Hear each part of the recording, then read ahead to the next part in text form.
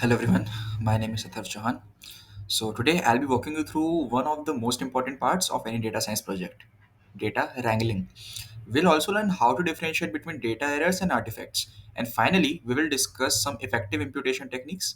And my aim is to keep these sessions very simple, practical, and easy to follow on. To be precise, this is our question number three of our NSEM paper solution series.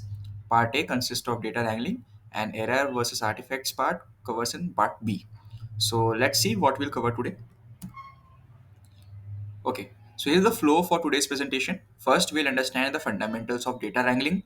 Then we'll take a real world example using bike rental data set. Next, we'll learn the difference between data errors and artifacts, something every data scientist must know. And finally, we'll look at commonly used imputation techniques. So let's begin. Data wrangling is basically the process of turning raw, messy, and unstructured data into a clean and usable information. You can think of it as preparing ingredients before cooking. If ingredients are not clean and prepared properly, you won't get a you won't get a good dish. Sorry. Similarly, if the data isn't cleaned, even the best model will give poor results. So the core goal here is simple: convert raw data into meaningful, reliable data sets that can actually support analysis and modeling. Now, let's discuss about the six essential steps for data wrangling. First, data collection. Gather data from databases, API, files, or even web scraping. Data cleaning. Fix missing values, remove duplicates and correct inconsistencies. Data transformation. Scale, normalized, and encode data for modeling. Data integration. Combine data from multiple sources into one unified data set. Data validation. Check if the clean data is accurate, complete, and consistent. Data enrichment. Add new features or external information to increase model power. These steps form the foundation of every successful data science workflow. Let's discuss the real world example: bike rental dataset. Let's apply these ideas to a real dataset, a bike rental dataset that contains important information like temperature, humidity, wind speed, season, weekday, holiday, and the bike rental count. As the most real life data, this dataset isn't perfect. It has missing values, outliers, inconsistent formats, and unencoded categories. Wrangling the bike dataset step by step. Now we'll look at the step-by-step procedure to follow on. First, we'll handle the missing values. We will fill the missing temperatures with the median temperature and missing holiday entries with no. We'll fix outliers by removing unrealistic values like extremely high wind speed reading above 50 miles per hour. And then transform columns. We convert the season column into one hot encoded variable and create a weekend feature based on weekdays. Will validate results by rechecking the ranges of humidity, temperature, and ensure all missing values are handled. And with that, the dataset becomes clean and ready for modeling. Now let's understand the data errors. Now let's shift the data errors. Errors are simply incorrect or invalid values in the dataset. They often occur due to human mistakes, faculty sensors, or wrong data formats.